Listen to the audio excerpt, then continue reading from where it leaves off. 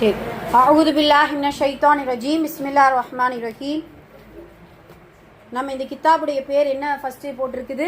Consul Uloom அப்படின்னு போட்டிருக்கு. இதுக்கு என்ன அர்த்தம் அப்படிங்கிறத முதல்ல நம்ம தெரிஞ்சுக்கிறோம். கன்சுல் உலூம், கற்றுக்கொள்வதின் பொக்கிஷம். கன்சுனா பொக்கிஷம், சரிங்களா? உலூம் என்றால் இல்மிலிருந்து வருவதுதான் உலூம். இல்முடைய பன்மை உலூம், கல்விகளின் பொக்கிஷம் அல்லது கற்றுக்கொள்வதின் பொக்கிஷம் அப்படின்னு சொல்லிட்டு இந்த கித்தாபுக்கு ரொம்ப அழகான ஒரு பேர் சூட்டியிருக்காங்க. அல்ஹம்துலில்லாஹ். இந்த கித்தாபுடைய பெயருக்கு தோதுவா இந்த இருக்கக்கூடிய இந்த புத்தகத்தில் இருக்கக்கூடிய எல்லாமே பொக்கிஷம் தான்.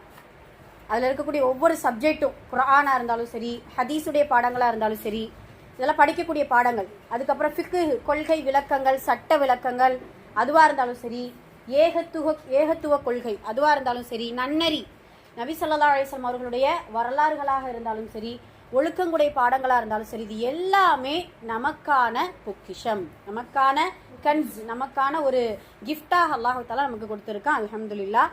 சரி, இப்போ மாணவிகள் கவனத்திற்கு இன்னைக்கு முதல் நாள் அப்படிங்கிறதுனால இந்த கவனத்தை எல்லாருமே நம்ம இன்ஷா அல்லாஹ் எடுத்துக்கிறோம்.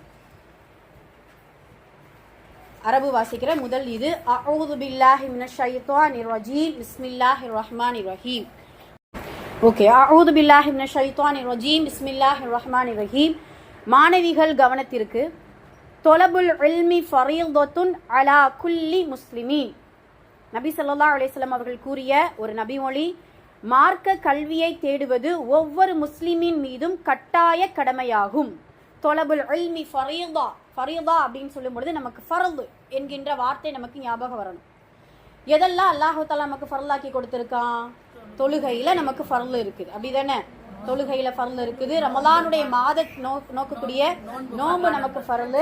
ஜக்காத் கடமையானவர்களுக்கு அந்த ஜக்காத் அவர்களுக்கு ஃபர்ல். ஹஜ் கடமையானவர்கள், பொருளாதாரமும் உடல் ஆரோக்கியமும் இருக்கக்கூடிய அந்த சூழ்நிலை யாருக்கு, எந்த மனிதனுக்கு ஏற்படுகிறதோ அவனுக்கு ஹஜ் கடமை, சரிங்களா? இப்ப இப்படியெல்லாம் ஃபர்ல் அப்படிங்கிற அந்த வார்த்தை எதை நமக்கு உணர்த்துது அப்படின்னா கட்டாய கடமை. இந்த இடத்துல அல்லாஹுடைய தூதர் முஹம்மது நபி ஸல்லல்லாஹு அலைஹி வஸல்லம் அவர்கள் அந்த வார்த்தையை தான் நமக்கு கற்றுக் கொடுக்குறாங்க. நிறைய பேர் அங்கங்க கவனிக்கிறீங்க, இங்க நடத்தும் போது இங்க கவனிக்கணும். அதே போல நடுவில் எதுவுமே பேசக்கூடாது, சரியா? ஓகே. தொலபுல் இல்மி ஃபரீலா, இப்போ ஒவ்வொரு முக்மீனின் மீதும் ஒவ்வொரு முஸ்லிமின் மீதும் ஃபரீலா கடமையாகும். என்னது? அலா குல்லி முஸ்லிமின், ஒவ்வொரு முஸ்லிமின் கடமையாகும். தொலபுல் இல்மு, கல்வியை கற்பது, தேடுவது, இது எல்லாமே கடமை அப்படிங்கறத அல்லாஹ்வுடைய தூதர் நமக்கு ரொம்ப அழகா உணர்த்துறாங்க. மாஷா அல்லாஹ். முதல் ஹதீஸே நமக்கு ஒரு கல்வியுடைய முக்கியத்துவத்தை நமக்கு உணர்த்துது. அல்ஹம்துலில்லாஹ். அதன் அடிப்படையில தான் கல்வி கற்க வேண்டும், கல்வியை தேட வேண்டும் அப்படிங்கிற ஒரு நாட்டத்தினால தான் நம்ம வந்திருக்கோம். அப்போ ஃபர்லான கடமைக்குள்ள நம்ம என்ன செஞ்சிருக்கோம்? அமர்ந்திருக்கிறோம். அல்ஹம்துலில்லாஹ். அந்த ஃபர்லுக்கான நன்மையை நமக்கு கொடுப்பா இன்ஷா அல்லாஹ். அதுக்கப்புறம் பாத்தீங்கன்னா கால ரசூலுல்லாஹி ஸல்லல்லாஹு அலைஹி வஸல்லம் மன் சலக, இதுல மனன் போட்டிருக்கு, அதுல சுக்கூன் மட்டும் போட்டுக்கோங்க. மன் சலக தொரீகன் யல்தமிசு ஃபீஹி இல்மன் ஸஹலல்லாஹு லஹு தொரீகன் இலல் ஜன்னah.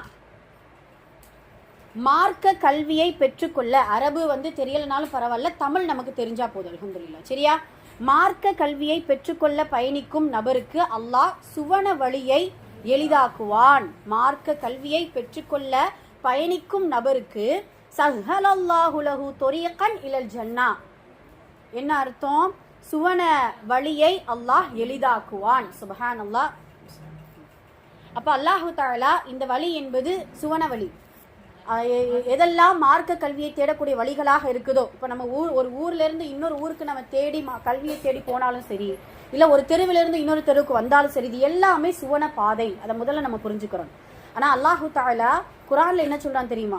சுவனத்துக்கு நுழைறது உங்களுக்கு எல்லாம் ரொம்ப ஈஸின்னு நினைக்கிறீங்களா? நல்லா ஒரு இடத்துல கேட்கிறா, முக்மீன்களே, உங்களை கஷ்டப்படாம, உங்களை சோதனைக்குள்ளாக்காம சீக்கிரமா உங்களுக்கு சுவனத்தை நான் கொடுத்துருவேனா அப்படின்ட்டு அல்லாஹ் கேட்கிறா. ஆனால் இந்த இடத்துல ரசூல் ஸல்லல்லாஹு அலைஹி வஸல்லம் சொல்றாங்க, உங்களுக்கு சுவன பாதையை எளிதாக்கக்கூடிய ஒரு அமல் என்றால் மார்க்க கல்வியை தேடுவதுதான். அல்ஹம்துலில்லாஹ். ஏன் மார்க்க கல்விக்கும் சுவனத்திற்கும் என்ன சம்பந்தம் அப்படின்னு சொல்லும் பொழுது, சுவனத்தை அடையக்கூடிய தரஜாவை, தகுதியை, அந்தஸ்தை இந்த மார்க்க கல்வி தான் நமக்கு பெற்றுத்தரும். அப்படிதானம்மா? மார்க்க கல்விதான் நமக்கு பெற்றுத்தரும். ஏன்னா இந்த கல்விகள் கற்க நம்மளை சீர்திருத்தி கொள்ளலாம், நம்மளுடைய பாவங்களை சரி செய்து கொள்ளலாம், நம்மளுடைய தௌபாக்களை அதிகமாக்கி கொள்ளலாம். இது எல்லாமே சுவனத்திற்கு நுழையக்கூடியதற்கான ஒரு தகுதி. அதனால இன்ஷா அல்லாஹ் இந்த கல்வியை தேடி வரும் பொழுது அல்லாஹு தாலா அந்த ஜன்னா என்று சொல்லக்கூடிய சொர்க்கத்துடைய பாதையை நமக்கு இலகுவாக்கி கொடுப்பான். ஹைர் அல்ஹம்துலில்லாஹ். இப்போ நாம ஒரு சில உறுதிமொழியை நம்ம வாசிக்க போறோம் இன்ஷா அல்லாஹ். அதை நம்ம எப்படின்னா, இதில் இந்த இடத்துலலாம் புரிதல், அமருதல், செவியேற்றல் அப்படின்னு இருக்குது. நான் புரிந்து கொண்டேன், நான் அமர்வேன் அப்படின்னு சொல்லிட்டு நம்ம என்ன செய்யணும், இன்ஷா அல்லாஹ் உறுதியாக சொல்லிக் கொள்ள வேண்டும். சரி, சொல்லுவோமா? பிஸ்மில்லாஹிர் ரஹ்மானிர் ரஹீம். விடுமுறை இல்லா தாமதம் இல்லா வருகை தருவேன். வகுப்பறையில் கண்ணியமாக அமர்ந்து கொள்வேன். முழு கவனத்துடன் பாடங்களை செவியேற்பேன். வகுப்பறையை தூய்மையாக வைத்துக் கொள்வேன். தவறில்லாமல் விளங்குவேன். மனதில் பதிய வைத்துக் கொள்வேன். தனது வாழ்வில் மரணம் அடையும் வரை கடைபிடித்து நடப்பேன் என்ற எண்ணத்துடன் கற்றுக்கொள்வேன். தனது மரணம் வரை கற்ற கல்வியை பிறருக்கு கற்பிக்கும் எண்ணத்துடன் கற்றுக்கொள்வேன். தனது ஆசிரியரிடம் மரியாதையுடனும் கண்ணியத்துடனும் பணிவுடனும் நடந்து கொள்வேன். வகுப்பறையில் பயின்ற பாடங்களை ஒவ்வொரு நாளும் தனியாகவோ கூட்டமாகவோ மீள்பார்வையிடுவேன். தனது துஆவில் பெற்றோர்கள், உஸ்தாதுகள், நிர்வாகிகள் மற்றும் முழு மனித சமுதாயத்திற்கும் துஆ செய்து கொள்வேன். ஷரீஅத்துக்குட்பட்ட ஃபர்தா முறையை பேணி அணிந்து கொள்வேன். ஷரீஅத்துக்குட்பட்ட முழுக்கை ஆடைகளை அணிந்து கொள்வேன். வகுப்பறையில் வழமையான ஷரீஅத்தின் ஆடை அணிவதுடன் மக்கன்னாவும் அணிந்து கொள்வேன். கல்விக்கும் கல்வி சார்ந்தவைக்கும் முழு முக்கியத்துவம் கொடுப்பேன். அல்ஹம்துலில்லாஹ். சரி, ஹைர் அல்ஹம்துலில்லாஹ். இந்த உறுதிமொழியை தினமும் நீங்கள் தனியாகவும் ஒரு காட்டை என்ன செஞ்சுக்கிறணும், வாசிக்கணும். அப்பப்போ வாசிக்கும் பொழுது தான் இதில் இருக்கக்கூடிய ஒவ்வொரு விஷயமும் நம்மளுடைய ஆழமாக நம்மளுடைய உள்ளத்தில் பதியும். ஹைர் அல்ஹம்துலில்லாஹ். சரி, நம்ம இன்னைக்கு முதல் பாடம் நம்ம ஆரம்பிக்க போகிறோம். திருக்குர்ஆன் ஓதல் முறை விளக்கம் அப்படின்னு இருக்குதா? பிஸ்மில்லாஹிர் ரஹ்மானிர் ரஹீம் எடுத்துக்கிட்டு أعوذ بالله من الشيطان الرجيم بسم الله الرحمن الرحيم. முதல் இதே குர்ஆன் வசனம் நமக்கு கொடுத்திருக்கிறாங்க. குர்ஆனை, அதாவது இந்த குர்ஆனை எந்த அளவுக்கு நம்ம கற்கும் பொழுது எவ்வளவு முக்கியத்துவம் வாய்ந்தது அப்படிங்கறத சொல்றாங்க. பிஸ்மில்லாஹிர் ரஹ்மானிர் ரஹீம். இன்னா நஹ்னு நஸல்னா ذிக்ர வ இன்னா லஹு லஹாஃபிதூன். நிச்சயமாக நாம் தான் நினைவூட்டும் இவ்வேதத்தை உம்மீது இறக்கி வைத்தோம்.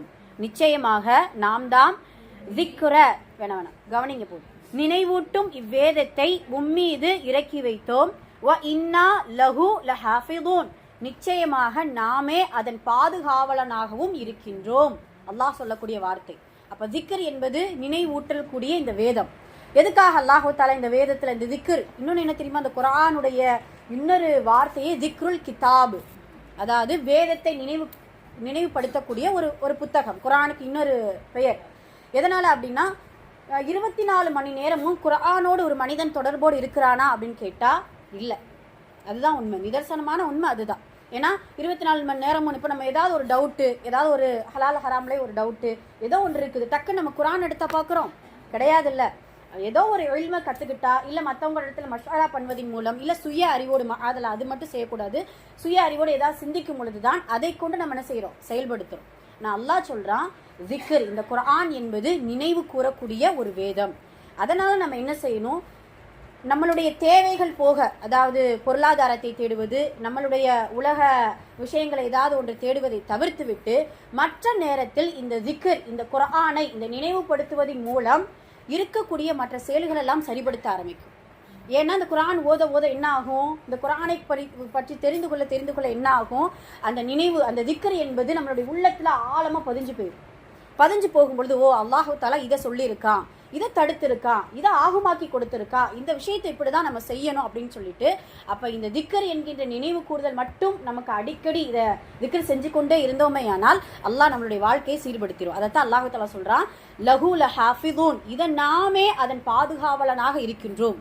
இந்த குர்ஆனுடைய பிரதிநிதியை அழிப்பதற்கு எத்தனையோ எதிரிகள் இது பண்ணாங்க. ரசூல் ஸல்லல்லாஹு அலைஹி வஸல்லம் காலத்துல இருந்து இந்த குர்ஆனுக்கு நிகராக இன்னொரு குர்ஆனை நம்ம இன்னொரு வேதத்தை கொண்டு வருவோம் அப்படின்னு சொல்லிட்டு எத்தனையோ போட்டி பொறாமைகள் வந்துச்சு. அதுக்குரிய வேதங்களும் எழுதினாங்க. ஆனால் என்ன செஞ்சிச்சு, எல்லாமே ஃபெயிலியர், முடிஞ்சு போச்சு, ஒன்றுமே முடியலை. இந்த குர்ஆனுக்கு நிகராக ஒரு ஆயத்தை கூட அவங்களால என்ன செய்ய முடியலை, உருவாக்க முடியலை. அந்த அளவுக்கு அல்லாஹு தஆலா இந்த குர்ஆனை அவ்வளவு பவர்ஃபுல்லாக வச்சிருக்கா. இன்னொன்று என்ன அப்படின்னா, இந்த குர்ஆனை மனிதர்கள் பிரதியாக இருக்கக்கூடிய அந்த குர்ஆனை அழிச்சாலும் சரி, எரிச்சாலும் சரி, காற்றில் கரைத்தாலும் சரி, கடலில் மூழ்கடிச்சாலும் சரி, மனிதனுடைய கோடிக்கணக்கானவர்களுடைய உள்ளத்துல, அதுலயும் சுப்ஹானல்லாஹ் கண் தெரியாத மனிதர்கள் கூட கோடிக்கணக்கான ஹாஃபிர்கள் இந்த உலகத்துல இருக்கிறாங்க. வாய் பேச தெரியாத மனிதர்கள் கூட ஹாஃபிலா கூட என்ன செய்யறாங்க, இந்த உலகத்துல இருக்கிறாங்க. சுப்ஹானல்லாஹ். அப்ப உள்ளத்தில் இருக்கக்கூடிய அந்த குர்ஆனை எந்த எதிரியாலும் எந்த பகைவனாலும் என்ன செய்ய முடியாது, அழிக்க முடியாது. ஏன், லஹு லஹாஃபிதூன், இதை நாமே பாதுகாப்போம். அல்லாஹ்வுடைய தூதர் என்ன செஞ்சாங்க தெரியுமா, இந்த வசனம் எல்லாம் இறங்கும் போது வாய் அப்படியே முணுமுணுத்துக்கிட்டே இருப்பாங்களா. நம்ம சொல்லியிருக்கோம் இல்லையா, என்னன்னா டக்குன்னு மனப்பாடம் ஆக்குறதுக்கு ஐயோ இதை நம்ம மறந்துடுவோமோ அப்படின்னு சொல்லிட்டு அப்படியே கடன்னு கியாம சூராவில் வரும். அதுதான் ஏன்னா அதாவது நாமே இதை நம்ம ஒன்று சேர்ப்போம், தூதரே நீங்க என்ன செய்யாதீங்க, ரொம்ப அப்படியே பதட்டப்படாதீங்க, இதை ஒன்று சேர்க்கிறதும் இதனுடைய விளக்கத்தை தருவதும் என்னுடைய பொறுப்பு அப்படிங்கறத அல்லாஹு தஆலா சொல்லுவான். சுப்ஹானல்லாஹ். அதனால இந்த குர்ஆன் அல்லாஹுடைய பாதுகாப்புல இருக்கிறதுனால இன்னொரு பெனிஃபிட் என்ன, நம்மளுடைய பிளஸ் பாயிண்ட் என்ன அப்படின்னா, மற்ற வேதத்தை இந்த வார்த்தையை கொண்டு அல்லாஹு தஆலா உறுதிப்படுத்தல. தௌராத் வேதத்தையோ, இன்ஜீல் வேதத்திலேயோ, ஜபூர் வேதத்தையோ, இப்பயும் நீங்க ஜபூர் வேதம் இருக்குது, பிரதியா மியூசியத்துல வச்சிருக்கிறாங்க, இன்ஜீல் எல்லாமே இருக்குது. இருந்தாலும் அது ஒரிஜினலா அப்படிங்கறதுல ரொம்ப பெரிய சந்தேகம். ஏன், அல்லாஹு தஆலா அந்த வேதத்தை பாதுகாக்கிறதுங்கிறத என்ன செய்யல, பொறுப்பேற்கல. அதனாலதான் அல்லாஹு தஆலா அந்த குர்ஆனை பாதுகாக்கிறதுனால தான் இப்படியான வார்த்தை உறுதிமொழியை நமக்கு கொடுத்திருக்கா. மாஷா அல்லாஹ். இது எதுக்காக ஃபர்ஸ்ட் பேஜ்ல கொடுத்திருக்காங்க அப்படின்னா, இந்த குர்ஆனை, இதை குறித்த விளக்கத்தை, இதற்குரிய முறைகளை, ஓதக்கூடிய முறைகளை கற்கும் பொழுது அல்லாஹுவால் பாதுகாக்கப்பட்ட ஒரு பெரும் புத்தகத்தை படிப்பதற்கான ஒரு விளக்கத்தை நம்ம என்ன செய்ய போறோம், இன்ஷா அல்லாஹ் படிக்க போறதுனால கவனமா நல்ல முறையில அது எப்படி உச்சரிக்கணும், என்னென்ன சட்டதிட்டங்களை நமக்கு சொல்லி கொடுத்திருக்காங்க அப்படிங்கறத கவனமா நம்ம எடுத்துக்கிறோம் இன்ஷா அல்லாஹ். ஓகே ஹைர். அடுத்த பேஜ், 3வது பேஜ் எடுத்துக்கோங்க. இது காயிதத்துல் குர்ஆன். நம்ம நூரானி காயிதா அப்படிங்கிறது கூட நீங்க கேள்விப்பட்டிருக்கலாம். என்ன நூரானி காயிதா அப்படின்னு கேள்விப்பட்டிருக்கலாம். அதனுடைய சுருக்கமாக தான் இந்த இடத்துல கொடுத்திருக்காங்க. விளக்கம் பாருங்க. குர்ஆனை ஓதுவதற்குரிய முறைகளை எழுதப்பட்டுள்ள புத்தகத்திற்கு காயிதா என்று சொல்லப்படும். புரியுதுங்களா? அப்ப இந்த புத்தகம் என்பது ஒரு காயிதா. ஏன், குர்ஆனுடைய விளக்கங்களை நமக்கு என்ன செய்து கற்றுக் கொடுக்குது, எழுதி கொடுத்திருக்கு. அதனால இந்த புத்தகத்திற்கு காயிதா அப்படிங்கறத சொல்றாங்க. ஆர்வமூட்டுதல். இந்த ஹதீஸ் ரசூல் ஸல்லல்லாஹு அலைஹி வஸல்லம் சொன்ன ஒரு ஹதீஸ் நமக்கு கொடுத்திருக்கிறாங்க. உங்களில் மிகச் சிறந்தவர் குர்ஆனை கற்பவரும் அதனை கற்றுக் கொடுப்பவரும் ஆவார். ஹைருக்கும் மன் தஅல்லமல் குர்ஆன வ அல்லமஹு அப்படிங்கறத ஹதீஸ் நம்ம படிச்சிருக்கோம் இல்லையா? ஹைர், அல்ஹம்துலில்லாஹ். ரொம்ப ஸ்பீடா நடத்துறேனோ? இல்ல புரியுது இல்ல? சரி, உங்களின் மிகச் சிறந்தவர் குர்ஆனை கற்றவரும் அதனை கற்றுக் கொடுப்பவரும் ஆவார். இப்ப அல்லாஹ்வுடைய தூதருடைய வார்த்தை எப்பொழுதுமே உண்மையாதான் இருக்கும். நம்ம கற்க வந்திருக்கோம், கற்றதை நமக்குள்ள வச்சிருக்கவே கூடாது. இன்ஷா அல்லாஹ் மற்றவங்களுக்கு நம்ம என்ன செய்யணும், கற்றுக் கொடுக்கணும். முதல் நாள்ல இன்னொரு சில விஷயங்களையும் நம்ம புரிஞ்சுக்கிறணும். நாம கற்று முதல்ல நம்மளுடைய வீட்டுல இருக்கக்கூடிய முதல்ல குடும்ப பெண்களா இருக்கிறதுனால நம்மளுடைய ஆண்களுக்கு முதல்ல நம்ம என்ன செய்யணும், கற்றுக் கொடுக்கணும். நீங்க நினைக்கலாம் அவங்களுக்கெல்லாம் நம்ம எப்படி போய் சொல்லி கொடுக்க, இதெல்லாம் நமக்கு கேட்குற மாதிரியா பேச்சு இருக்காங்க அப்படிங்கிற மாதிரிலாம் இது பண்ணக்கூடாது. இன்ஷா அல்லாஹ் நம்மளுடைய ஒரு எத்தி வைப்பு ரொம்ப டீட்டெயில்ஸாக அப்படி உட்காந்து சேர் போட்டு அதெல்லாம் வேண்டாம். சும்மா பேச்சு வாக்கில் அங்கிட்டு இங்கிட்டு போகும்பொழுது சும்மா ஏதாவது யதார்த்தமாக பேசும்போது அல்லாஹ் குர்ஆனை இப்படி பாதுகாத்து வச்சிருக்கான், இதை முறையை கற்றுக்கிறது ஒவ்வொரு முஸ்லீமின் மீது கடமையாக இருக்குது அப்படின்னு சொல்லிட்டு இன்ஷா அல்லாஹ் நாம முதல்ல எடுத்து வைக்கக்கூடிய முதல் ஸ்டூடெண்ட்டு நம்ம வீட்டில் தான் இருக்கணும் ஃபர்ஸ்ட். சரிங்களா? இன்ஷா அல்லாஹ் ஹைர், அல்ஹம்துலில்லாஹ். அப்படி நம்ம கற்றுக் கொடுக்கும் பொழுது நாம சிறந்தவர்களாக இருப்போம் அப்படிங்கறத அல்லாஹ்வுடைய தூதர் நமக்கு சொல்லிக் கொடுக்குறாங்க. 2வது ஹதீஸ், நபி ஸல்லல்லாஹு அலைஹி வஸல்லம் அவர்கள் அருளினார்கள், எவர் குர்ஆனில் ஓர் எழுத்தை ஓதுவாரோ அவருக்கு ஒரு நன்மை உள்ளது, அந்த ஒரு நன்மை 10 நன்மைகளுக்கு சமமாகும். சுப்ஹானல்லாஹ். அல்லாஹ்வுடைய தூதர் என்னுடைய ஹதீஸ் சொல்லுவாங்க இல்லையா, அலிஃபுன் ஹர்ஃபுன் லாமுன் ஹர்ஃபுன் மீமுன் ஹர்ஃபுன். சூரத்துல் பக்ராவுல முதல் வார்த்தை அதுதான், அலிஃப் லாம் மீம் வருது இல்லையா? அதுல நம்ம 3 வார்த்தை தான் நம்ம நினைக்கிறோம், 3 எழுத்துன்னு தான் நினைக்கிறோம். அந்த 3 எழுத்துக்கு 30 நன்மைகள். ஃபர்ஸ்ட் நம்ம இது விளக்கமா, இன்னைக்கு முதல் நாளுங்கிறதால ரொம்ப விளக்கமா போகுது. அடுத்து நம்ம ஷார்ட்டா தான் நம்ம நடத்துவோம்.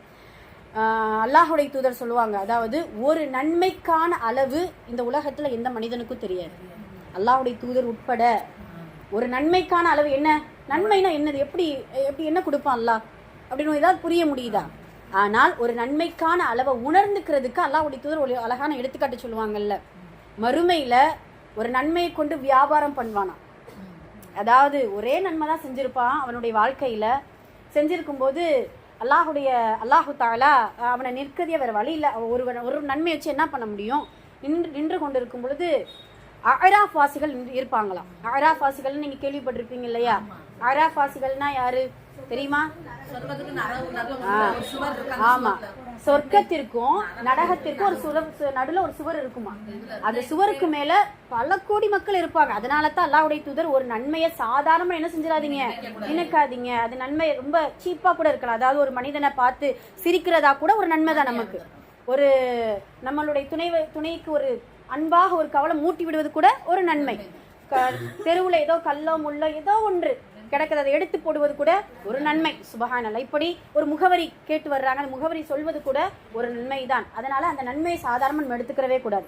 அந்த நன்மை மறுமையில எந்த அளவுக்கு பலனளிக்கும் அப்படின்னா, அராஃப் என்கின்ற அந்த அந்த சுவற்றின் மேல இருக்கக்கூடிய மனிதர்களுக்கு நன்மையும் அதிகமா இல்லாம தீமையும் அதிகமா, ரெண்டும் சமமாயிடுது. இப்ப அல்லாஹு தஆலா கொஞ்சம் வெயிட் பண்ண வச்சிருவா, வெயிட்டிங் லிஸ்ட்ல போட்டு வச்சிருவா. நமக்கு வெற்றியா தோல்வியா என்பதை விட வெயிட்டிங் லிஸ்ட்ல போட்டுன்னு வச்சுருங்க, அப்படியே படபடபடன்னு அடிச்சுக்கும். ஒருத்தர் இன்டர்வியூக்கு போறான்னு நினைச்சுக்கோங்களேன், கொஞ்சம் வெயிட் பண்ணுங்க சொல்றோம் அப்படின்ட்டு அப்படியே அந்த ஒரு 10 நிமிஷம்னாலும் படன்னு நினைச்சு உள்ளோம் அடிச்சுக்கும் இல்லையா? அப்பதான் ஒரு மனிதன் சொல்வானா, யாராவது என்னிடத்துல ஒரு நன்மை இருக்குது, யாராவது வாங்கிக்க முடியுமா, யாருக்கு வேணும் அப்படின்னு கேட்டா, அந்த ஒரு நன்மைக்கு தானே ஆராஃபாசிகள் அவ்வளவு பேர் நிக்கிறாங்க, ஓடி வருவாங்க, அந்த ஒரு நன்மை எனக்கு கொடுங்களேன் அப்படின்னு சொல்லிட்டு ஓடி வரும் பொழுது அல்லாஹு தஆலா சொல்வானா, சுப்ஹானல்லாஹ், அந்த மனிதனை, ஒரு நன்மை கொடுத்த மனிதனை பார்த்து, இன்றைக்கு நீ லாபகரமான வியாபாரம் செஞ்சிருக்க, அந்த ஒரு நன்மையை கொடுக்க உனக்கு மனசு வந்துச்சுல்ல, நான் என்ன சொல்றேன், அந்த நன்மையை கொடுத்ததுனால அதோ ஒரு மாளிகை இருக்குது இல்ல, அந்த மாளிகைக்கு நீ சொந்தக்காரனா ஆயிட்ட, நீ யாருக்கு நன்மையை கொடுத்தியோ அவனும் உன்னுடைய சகோதரனும் சேர்ந்து அந்த மாளிகைக்குள்ள என்ன செஞ்சுக்கோ, போய்க்கோ அப்படின்னு சொல்லிட்டு அல்லாஹ்வுடைய தூதர் சொல்லுவாங்களாம். சுப்ஹானல்லாஹ். அப்படி அந்த ஒரு நன்மைங்கிறது அவ்வளவு ஒரு வேல்யூவா இருக்குது, இம்மையிலும் சரி மறுமையிலும் சரி அப்படிங்கறத நம்ம எடுத்துக்கிறோம். அப்ப இந்த இடத்துல எது நம்ம எந்த கிதாபையோ வேற எந்த அமல் செஞ்சாலும் இந்த நன்மை கிடைக்காது, குர்ஆனை தவிர. குர்ஆன்ல ஒரு பேஜ்ல இப்ப சூரத்துல் ஃபாத்திஹா எடுத்துக்கிட்டீங்கன்னா கிட்டத்தட்ட ஒரு 100 வார்த்தைகள் இருக்குமா, எழுத்துக்கள் இருக்குமா? அப்ப அந்த 100 சும்மா ஒரு இதுவா எனக்கு சரியான இருக்குன்னு. ஓகே, ஃபாத்திஹா சூரா, ஓகேவா? ஃபாத்திஹா சூரா சரியா? அந்த சூரத்துல் ஃபாத்திஹாவுல எத்தனை எழுத்துக்கள் இருக்கும்? அதை மட்டும் ஓதுனாலே நூற்றுக்கணக்கான நன்மை நமக்கு கிடைக்குமே. அப்ப குர்ஆன் முழுக்க ஓத நன்மைகளை அல்லாஹ் தஆலா நமக்கு அதிகப்படுத்துவான். ஹைர், அல்ஹம்துலில்லாஹ். அதைத்தான் அல்லாஹ்வுடைய தூதர் அழகான முறையில் அவங்களுடைய இதுல சொல்றாங்க, அவருக்கு ஒரு நன்மை உள்ளது, அந்த ஒரு நன்மை எப்படி ஆகுமா, 10 நன்மைகளாக நமக்கு சமமாகும். குர்ஆன் அல்லாஹ் தஆலாவின் வேதமாகும். குர்ஆனை கற்பதும் கற்றுக் கொடுப்பதும் அதன்படி அமல் செய்வதும் பெரிய வணக்கமாகும், மேலும் பெரும் நன்மைகளுக்கு காரணமாகும். எனவே ஒவ்வொரு மனிதனும் அதை கற்றுக்கொண்டு முறையாக ஓத முயற்சி செய்ய வேண்டும். ஹைர், அல்ஹம்துலில்லாஹ். அதுக்கு அடுத்தது வேண்டாம். அப்புறம் எழுத்துக்களின் உச்சரிப்பு, இப்பதான் முக்கியமான சில விஷயங்களுக்கு நம்ம வர்றோம். அடுத்த பேஜ்ல எழுத்துக்களின் உச்சரிப்பு எடுத்துக்கிட்டீங்களா? சரி, இதுல அந்த கட்டத்துல உள்ளதை மட்டும் ஆசிரியர்களுடைய கவனத்துக்கு சில கொடுத்திருக்காங்க. ஆசிரியர்கள் எழுத்துக்களின் உச்சரிப்பை மாணவிகளுக்கு விளக்கி கொடுப்பதற்கு பின்வரும் முறையை பயன்படுத்தலாம். ஒரு எழுத்தின் உச்சரிப்பை அறிய வேண்டுமானால் அந்த எழுத்துக்கு சுக்கூன் வைத்து அதற்கு முன் ஒரு ஹம்சாவை உண்டாக்கி உச்சரித்து பார்த்தால் அதன் உச்சரிப்பு தெரிய வரும். உதாரணமாக அஸ், இஸ், உஸ் அப்படின்னு கொடுத்திருக்கிறாங்க. ஹைர், அல்ஹம்துலில்லாஹ். இங்க இருக்கிறவங்க எல்லோருக்குமே ஓரளவா குர்ஆன் ஓத தெரியும். அலிஃப் பா தா கூட தெரியாதவங்க யாருமே அல்ஹம்துலில்லாஹ் இருக்கோமா? இல்ல, இருந்தாலுமே எனக்கு தெரியல அப்படின்னு சொன்னாலுமே ஒண்ணுமே பிரச்சனை இல்லை. நம்ம பேசிக் தான், எல்லாருமே பேசிக்ல தான் உட்கார்ந்துருக்கோம், புரியுதுங்களா? நீங்க முதல்ல அதை எடுத்துக்கிறணும். எனக்கு இப்போ குர்ஆன் ஓத தெரியலை அப்படிங்கிற மாதிரியான மைண்டில் தான் இப்போ கவனிக்கணும். சரிங்களா? இன்ஷா அல்லாஹ் அந்த ஸ்டார்டிங்லேருந்து அப்படி தான் நம்ம நடத்த போகிறோம். ஓகே ஹைர். சரி, இப்போ அட்டவணைக்குள்ளே வருவோம். அதில் ஃபஸ்ட்டு இதை அரபில் ஒன்று கொடுத்துருக்காங்க பார்த்தீங்களா? அலிஃப் மத்தா எப்படி வாசிக்கணும்? அதை அலிஃப் மத்தா, வாவ் மத்தா, யா மத்தா. எல்லாருக்கும் புரிஞ்சிச்சா? எப்படி வாசிக்கணும் புரிஞ்சிச்சா? அலிஃப் மத்தா, வாவ் மத்தா, யா மத்தா. முதல்ல மத்து அப்படின்னா என்ன அர்த்தம் அப்படின்னா நீட்டல். என்ன அர்த்தம்? நீட்டல். அந்த நீட்டலுடைய எழுத்துக்கள் 3 தான். சரிங்களா? அந்த நீட்டலுடைய எழுத்துக்கள் 3 தான். அலிஃப் வாவ் யா. அதனால தான் அலிஃப் மத்தா, யா மத்தா, வாவ் மத்தா அப்படிங்கறத நமக்கு கொடுத்திருக்கிறார். இதுல வாயின் உள் காலியான இடத்திலிருந்து ஒலிக்க பெறுகின்றன. உதாரணமாக வாயின் உள் காலியான இடத்தில், நம்ம வார்த்தைகளை மட்டும் கவனிக்க கூடாது, அதை சிந்தனைக்குள்ள கொண்டு வந்துடணும். வாயில காலியான இடத்தில் ஒலிக்கப்படக்கூடிய 3 வார்த்தை. யா, சொல்லுங்க, யா, ஈ, யூ. சரிங்களா? இதை அந்த அலிஃப் சேர்ந்ததுனால, யாவுக்கு பக்கத்துல அலிஃப் சேர்ந்ததுனால நாம என்ன செய்யறோம்? யா அப்படின்னு சொல்றோம். ஏ அப்படின்னு சொல்றது. ஏவுக்கும் யாவுக்கும் வித்தியாசம் உண்டு. நம்மளிடத்துல நிறைய பேருக்கு மிஸ்டேக் வர்றது இதுதான். நம்ம குர்ஆன் ஓதிட்டு இருக்கும்போது எங்கெல்லாம் இந்த யா வாவ் அலிஃப் இருக்கோ அதை கவனிக்காமே ஓதுறோம். முக்கியமா யா கவனிக்கிறதே கிடையாது. அப்படிதானே? அப்போ இப்போ உதாரணமா பாத்தீங்கன்னா ஃபீஹி அப்படி இருக்கும். நம்மளால எப்படி ஓதுவோம் தெரியுமா? பிஹி இல்லைன்னா ஃபிஹின்ட்டு என்ன செஞ்சிடுறது? ஓதிடுறது. ஹூ, அப்புறம் ஹூ அப்படிங்கிற வார்த்தை இருக்கும். அதை நம்ம ஹூ அப்படின்னு ஷார்ட்டாக என்ன செய்யக்கூடாது? நிப்பாட்டவே கூடாது. அப்போ இன்னிலிருந்து இன்ஷா அல்லாஹ் இந்த அலிஃப் வாவ் யா எங்கெல்லாம் இருக்குதோ அதை என்ன செய்யணும்? நம்ம கவனிச்சு நீட்டி ஓதணும். அதுக்கு பேரு தான் மத்து. அதுக்கு பேரு தான் மத்து. ஆமா, எழுதுதான் போடணும். சரி, 2வது பாக்ஸ்ல இருக்கிறது பாத்தீங்களா? ஹம்சா ஹா. அதுல தொண்டையின் அடிப்பாகத்திலிருந்து ஒலிக்க பெறுகின்றது. தொண்டையின் அடிப்பாகத்திலிருந்து ஒலிக்க பெறுகிறது. உதாரணம் சரிங்களா? இந்த ஹம்சா தான் சொல்லுவோம். ரெண்டுமே அப்படிங்கிறது தான். முதல்ல தனியா எப்படி நம்ம சொல்ல போறோம்? ஹம்சா எப்படி சொல்லணும்? நிறைய பேர் அம்சாம்பாங்க. அப்புறம் ஏதாவது ஒரு டிஃப்ரெண்டா சொல்ல. அப்படி கிடையாது. ஹம்சா எப்படி சொல்லணும்? தொண்டையின் அடிப்பாகத்தில் இருந்து. சரிங்களா? இன்ஷா அல்லாஹ் ஹம்சா. அதுக்கப்புறம் ஹா. அதுக்கப்புறம் என்ன எப்படி உச்சரிக்கணும்? ஹா. எல்லாருமே சொல்லி பார்க்கணும். ஹா எப்படி சொல்லணும்? ஹா. அலைஹிம், அலைஹிம், ஃபீஹி, ஹுவல்லாஹ். வருதா? இதெல்லாம் நாம ஓதும் போது பிஸ்மில்லாஹிர் ரஹ்மானிர் ரஹீம், பிஸ்மில்லாஹிர் ரஹ்மானிர் ரஹீம். ஓகேங்களா? அப்போ இந்த 2 எழுத்துக்கள் தொண்டையுடைய அடிப்பாகத்திலிருந்து வரக்கூடியது. அதுக்கப்புறம் தொண்டையின் நடுப்பாகத்திலிருந்து ஒலிக்க பெறுகின்றது. ஐன் ஹா, ஐன் ஹா. இந்த ஐன் வர்றதா ரொம்ப, ஆமா, அது ஒன்றும் பிரச்சனை இல்லை. ஆமா, தொண்டையுடைய நடுப்பாகம். ஹாவை எங்க உச்சரிச்சோமோ அதுல இருந்து கொஞ்சம் மேல. ஹாங்கிறது இந்த குழி இருக்குல்ல, இந்த குழியில இருந்து வர்றது. ஐன் என்பது இந்த தொண்டையுடைய நாக்கின் எண்டில இருந்து என்ன செய்யணும்? வரணும். ஐன் எப்படி சொல்லணும்? ஐன், ஐன்.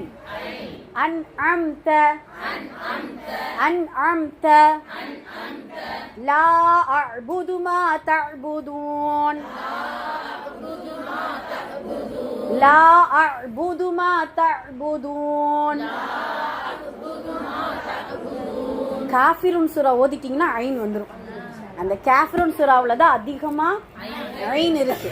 அஅ்புது, தஅ்புது அப்படின்னு சொல்லிட்டு ஐன் எல்லாருமே இன்ஷா அல்லாஹ் உச்சரிச்சு காமிக்கணும். சரிங்களா? ஓகே ஹைர், அல்ஹம்துலில்லாஹ். நாளைக்கு ப்ராக்டிஸ் பண்ணிட்டு வாங்க இன்ஷா அல்லாஹ். ஓகே, ஆமா, கேட்டுருவோம். ஐன், அப்புறம் ஹா. இது எல்லாருக்குமே வர்றது. ஹா, காத்தோட்டமா. ஹா. அல்ஹம்து, அல்ஹம்து சொல்லிடக்கூடாது. ஹாங்கிறது வேற, ஹாங்கிறது வேற. சரிங்களா? ஹாஃபில் அழகா சொல்லுவாங்க நம்ம ஹாஃபில். என்ன? ஓகே. அல்ஹம்து. அதே போல ஐன் ஹா, ஐன் ஹா. இது தொண்டையின் நடுப்பாகத்திலிருந்து ஒலிக்க பெறுகின்றன. இதுல சொல்ற மாதிரி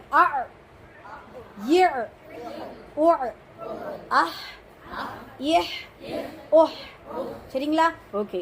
மூன்றாவது பாக்ஸ்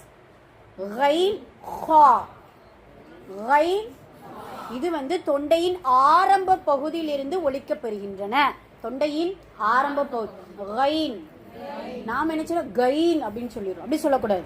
லைட்டா கொலாப்ஸ் பண்ணி உமிழ்நீரோட கலந்து கைன் எப்படி சொல்லணும்? கைன். தண்ணி ஊத்தி நம்ம கரகரா செய்வோம்ல, ஆமா அந்த மாதிரி. கைன் வாய கொஞ்சம் அவ்வளவுதான். கைன் கைரில் மக்தூபி அல்ஹம்து சூராம்ல வரும் இல்லையா? கைரில் மக்தூபி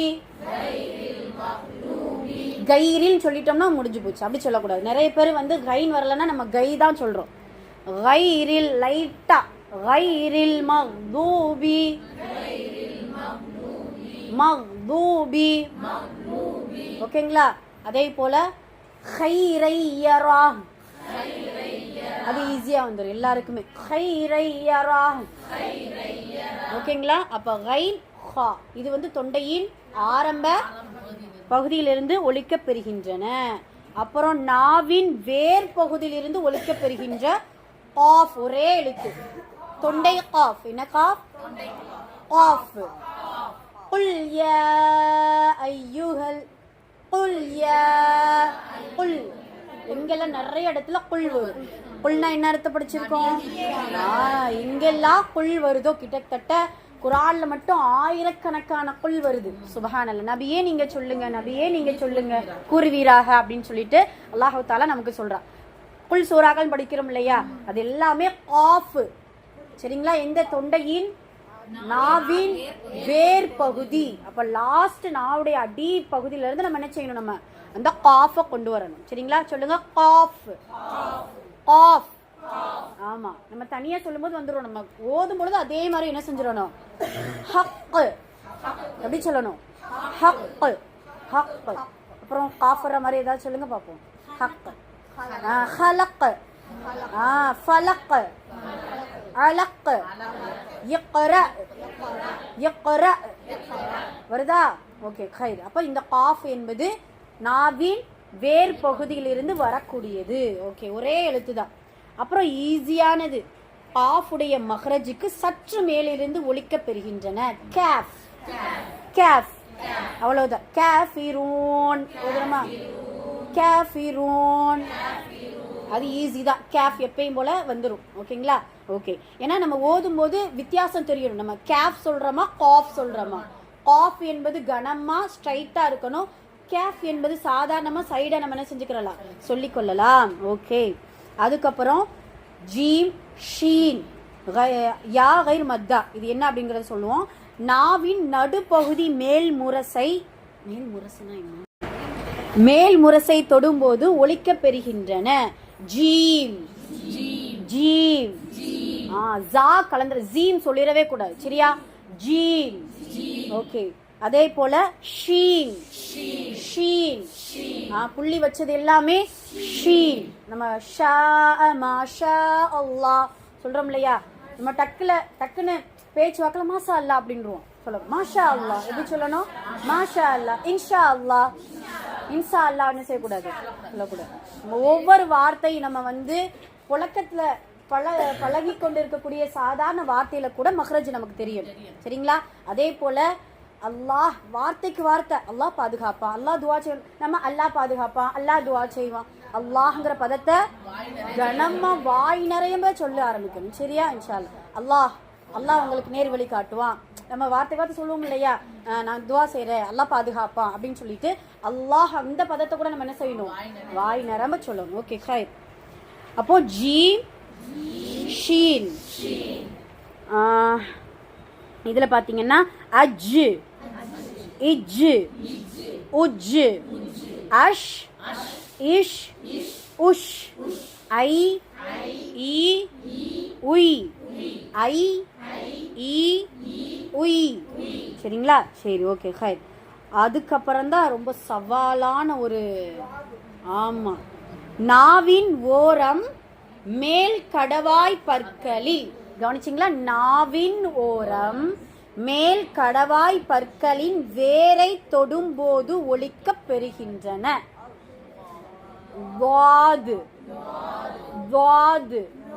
நீங்க எந்த சைடு வச்சாலும் சரி, இடது சைடோ வலது சைடோ, ஆனா என்ன ஆகணும், நாவுடைய ஓரம் சைடு இருக்குல்ல, அந்த ஓரம் மேல் கடவாய் பற்கள்ல மேல நாம என்ன செஞ்சிருவோம், லாத கனமா லாது அப்படின்றோம். லாதெல்லாம் கிடையாது, வாது. எப்படி சொல்லணும்? வாது. எங்க சுல்தானா மிஸ் ரொம்ப அழகா சொல்லிக்க. இப்ப வரைக்கும் அந்த உச்சரிப்பு எங்களுக்கு வரல. சுல்தானா மிஸ்னு ஒரு மிஸ் இருந்தாங்க. அந்த வாது வராததுக்கு நிறைய கொட்டு வாங்கியிருக்காங்க. பயங்கரமா கொட்டு தான் வைப்பாங்க, என்ன வரல அப்படின்னு சொல்லிட்டு. ஆமா, வாது. ஆமா, வாது. ஆமா, டிஹெச் சேர்ந்தா இங்கிலீஷ்ல வரும் இல்லையா, அது மாதிரி தானும் சொல்லிடக்கூடாது, அதுக்காக லானும் என்ன செஞ்சிடக்கூடாது, தாவும் லாவும் கலந்த வாது. எப்படி? வல வாலீன்,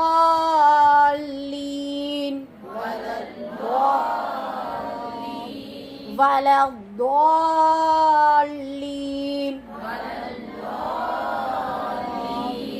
புரியுதுங்களா? ஓகே. அப்புறம் வாது வர மாதிரி வேற என்ன இருக்கு? வத்துஹா.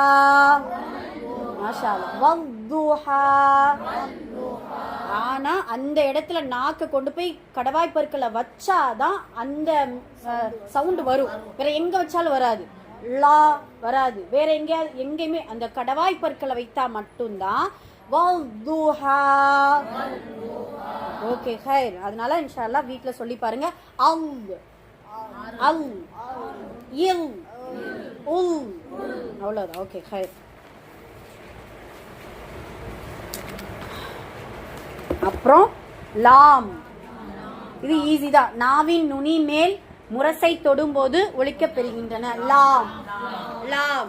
ரொம்ப வள்ளினமா சொல்லிடக்கூடாது. லாம், லாம்லாம் சொல்லக்கூடாது. லாம்.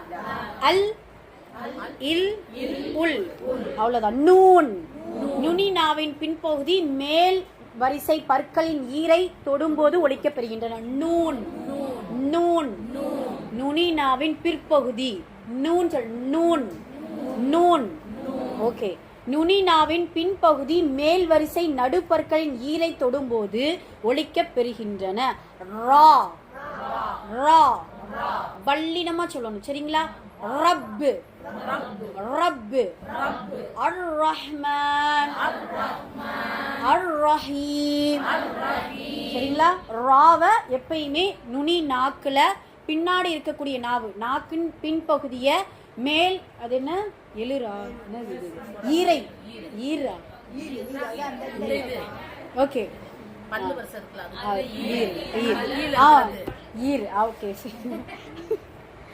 அர் இர் ஒர், அவ்வளவுதான். சரிங்களா? நம்ம அடிக்கடி ரப்பு அப்படிங்கிற வார்த்தையை யூஸ் பண்ணுவோம். நம்ம எப்படி சொல்லணும்? ரப், ரப் அப்படின்னு சொல்லணும். ரப்பில் ஆலமீன், அல்ஹம்துலில்லாஹி ரப்பில் ஆலமீன். அந்த ஹி வரலையே, லில்லாஹி. அதைத்தான் கவனிக்கணும். ஒவ்வொரு வார்த்தையும் நம்ம எந்தெந்த இடத்துல உச்சரிக்கணுங்கிறத படிக்கிறோமோ அந்த வார்த்தை ஃபுல்லா நம்ம என்ன செய்யணும், கரெக்டா அந்த நாவு டக் டக்குன்னு சொல்ல ஆரம்பிக்கணும். இன்ஷால்லா சொல்லுங்க, இன்ஷால்லா வந்துடும். சரிங்களா? ஓகே, ஹைர். அர்ஹமுர் ராஹிமீன், அவ்வளவுதான். அர்ஹமுர் ராஹிமீன். ஓகே, சரி. யாராவது சொல்லி அல்லாஹ் அது வரைக்கும் அப்படி போய், அதுக்கப்புறம் 3 எழுத்துக்கள் நாவின் நுனி மேல் வரிசை நடுப்பற்களின் ஈரை தொடும்போது ஒலிக்கப் பெறுகின்றன. ஓகேங்களா? தா, தால், தா. துவா சொல்லிடக்கூடாது, தா. அவ்வளவுதான். சிராத்தல்லதீன, ஷைத்தானிர் ரஜீம். தா, தால், தா. அத், இத், உத், அத்து, இத், உத். அப்போ தாவுக்கும் தாலுக்கும் வித்தியாசம் கண்டிப்பா நமக்கு வேணும். சரியா? ஹுதூதுல்லாஹ், இந்த இடத்துல ஹுதூதுல்லான்னு சொல்லிடக்கூடாது. ஒரு தாளை உச்சரிச்சுட்டு இன்னொரு தாளை தாளை தாவா என்ன செஞ்சிடக்கூடாது, மாத்திடக்கூடாது. கரெக்டா எங்கெல்லாம் தாள் இருக்கும் கொஞ்சம் கனமா இது பண்ணிக்கிறணும். தாவை வெளிப்படையா என்ன செய்யணும், அழுத்தி இன்ஷா அல்லாஹ் சொல்லணும். ஓகே. அதுக்கப்புறம் துவா அத்து, துவா துவா அதான் அந்த மூணாவது. அத்து, இத்து, உத்து, துவா. சரிங்களா? ஓகே ஹைர். அதே போல தாவும் துவாவுக்கும் நல்ல வித்தியாசம் வரணும். தாவுக்கும் துவாவுக்கும் சிராத்தல் லதீனன்னு சொல்லிட்டோம்னா அந்த இடத்துல என்ன ஆயிரும், அப்ப எப்படி சொல்லணும், அதுக்கு தொல்லதீனன்னு அப்படியே தோன்று லைட்டா சிராத்தல் லதீன பல்லதீன அது மாதிரி தான். ரொம்ப வாய் குவிச்சு சொல்ல வேண்டாம். அந்த நாக்க ஈரின் நடுப்பகுதி, ஈரின் நடுப்பகுதி தா தா, அவ்வளவுதான். ஓகே ஹைர். அதுக்கப்புறம் தப்பத் ஏதா எப்படி சொல்லணும், தப்பத்ன்னு சொல்லிட்டோம்னா என்ன ஆயிடும், அந்த இடத்துல தால் ஆயிரும். தப்பத்ன்னு சொன்னா தால். அதே போல எதான்னு சொல்லிட்டோம்னா அங்க தாவாயிரும். எதா ஃபர்ஸ்ட் இதுல தா இருக்குது, ரெண்டாவது வேர்டுல தால் இருக்குது. புரியுதுங்களா? தப்பத் ஏதா.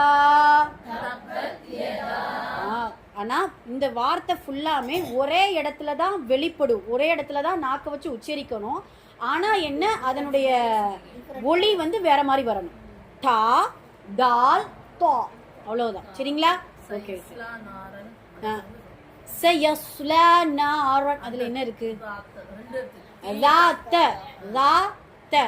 நுனின் அது புள்ளி வச்ச தால் வந்து எடுத்து இன்ஷால்லா வரும். தாத்த எப்படி சொல்லணும், சயஸ்லா நாரன் தாத்த லஹபியூ வம்ரஅது. சயஸ்லா நாரன் தாத்த என்ன சொல்லணும், தாத்த லஹபியூ. ஓகேங்களா? சரி. அதுக்கப்புறம் 3 எழுத்து நாவின் மேல் வரிசை நடுப்பற்களின் ஓரங்களை தொடும்போது ஒலிக்கப் பெறுகின்றன. நாவின் நுனி மேல் வரிசை சா சா வல் லா. சரிங்களா? ஒரே இடம்தான். நாவின் நுனி மேல் வரிசை நடுப்பற்களின் ஓரங்களை தொடும்போது சா எப்படி சொல்லணும், சா வல் வல். இந்த நாக்கு சைடுல வந்தாலும் ஓகே தான், முனில வந்தாலும் ஓகே தான். வல் லா லா. ஓகேங்களா? அவ்வளவுதான்.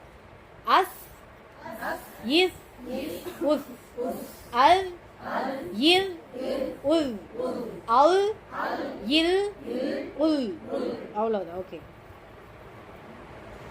அப்புறம் 3 எழுத்து நாவின் நுனி கீழ்மேல் பற்களின் ஓரங்களை தொடும்போது ஒலிக்க பெறுகின்றன. இது ஈஸி. ஜா இசட் சவுண்ட். ஜா ஜா. சீன் ஷீனா சீன். குட். சீன் சாது. ஜா சீன் சாது சாது. ஓகே, இது ஈஸி தான். அஸ் இஸ் உஸ், அவ்வளவுதான். எப்படி அஸ் இஸ் உஸ். இப்போ சீன் சொன்னீங்களா ஜா சொன்னீங்களா? நான் சீன் தான் சொன்னேன். ஓகேங்களா? ஃபர்ஸ்ட் ஜா, அடுத்து சீன், அடுத்து சுவாது. நீங்களா கஸ்ரி ஃபத்து வச்சு சொல்லுங்க பார்க்கலாம். அஸ் ஃபர்ஸ்ட் ஜாக்கு சொல்லுங்க. அஸ் இஸ் உஸ். சீனுக்கு அஸ் இஸ் உஸ். அதுக்கப்புறம் அஸ் இஸ். ஆனா வித்தியாசம் வரணும். ஓகே, இப்போ வந்து தஹஜ்ஜி எழுத்துக்கள். தஹஜ்ஜி எழுத்துக்கள்னா என்ன அர்த்தம்னா ஆல்பபெட்ஸ். அதாவது இப்போ நம்ம இங்கிலீஷ்ல ஆல்பபெட்ஸ் சொல்றோம் இல்லையா, அரபுல இந்த மொத்த எழுத்துக்கு தஹஜ்ஜி அப்படின்னு சொல்லுவாங்க. என்ன எழுத்து? தஹஜ்ஜி எழுத்துக்கள். ஓகே, இல்லைன்னா ஹிஜாஜ்னு சொல்லுவாங்க. ஹுரூஃபே ஹிஜாஜ் அப்படின்னு சொல்லுவாங்க. சரிங்களா? இந்த எழுத்துக்கு மொத்த எழுத்துக்களுக்கு பேரு ஹுரூஃபே ஹிஜாஜ் அப்படின்னு சொல்லுவாங்க. இந்த எழுத்துல தஹஜ்ஜி எழுத்துக்கள்னா என்ன அர்த்தம், எத்தனை எழுத்துக்கள் அப்படிங்கிறத முதல்ல பார்த்தீங்கன்னா எத்தனை எழுத்து என்னங்க பார்க்கலாம். 2 4 6 12 29. அந்த 29 எழுத்துக்கள்ல ஹம்சாவும் அலிஃபும் அலிஃபை எப்படி நம்ம உச்சரிக்கிறோமோ அதே போலத்தான் ஹம்சாவை எந்த இடத்துல ஹர்க்கத் வச்சு வருதோ அது அப்படிதான் உச்சரிப்போம். அதனால 28, 6, 29. சரி, இப்போ ஒன்னா தனித்தனியா சொல்லித்தார திரும்ப சொல்லுங்க. பிஸ்மில்லாஹிர் ரஹ்மானிர் ரஹீம். அலீஃப் பா. இதுக்கு முன்னாடி என்னப்பா தேவா தே தே இப்படி படிச்சிருக்கோம் இல்லையா? அப்படி இருந்துச்சுன்னா தயவு செஞ்சு இனிமே மாத்திக்கிறோம். ஓகேங்களா? ஏன்னா நம்ம அது பேத்தேலாம் எந்த ஸ்லாங்? அது உருது ஸ்லாங். அது உருதுல தான் அப்படி இது சொல்லுவாங்க. மஜிரே அது என்னது ஆரே ஜாரே வாரே போரே அப்படின்னு சொல்லுவாங்க இல்லையா? அது எல்லாமே இல்ல அவங்களும் இல்ல எல்லாமே. ஓகே, அலீஃப் பா தா சா சா சா ஜீம் ஜீம் ஹா ஹா ஹா வல்லினம் ஹா தால் ரால் நுனி நாக்குல ரால் ரா வல்லினம் ரா ஜா இசட் சவுண்ட் ஜா சீன் சீன் இல்ல சீன் தான் ஒன்று சொல்றேன். சீன் ஷீன் ஷீன் சாத் சாத் தாத். எங்க வைக்கணும்? கடவாய்ப்பு இருக்குல்ல, நம்ம நாக்குடைய சைட தாத் தா லா. லா உச்சரிக்கும் போது நாக்கு ஒரு சைடு இங்க லா, அவ்வளவுதான். தொய் லொய் சொல்லக்கூடாது. எப்படி சொல்லக்கூடாது? தொய் லொய் தா லா. ஐன் غين غين فا قاف قاف كاف لام ميم نون واو واو ها ஹம்சா யா. அவ்வளோதான். சரிங்களா? ஓகேம்மா.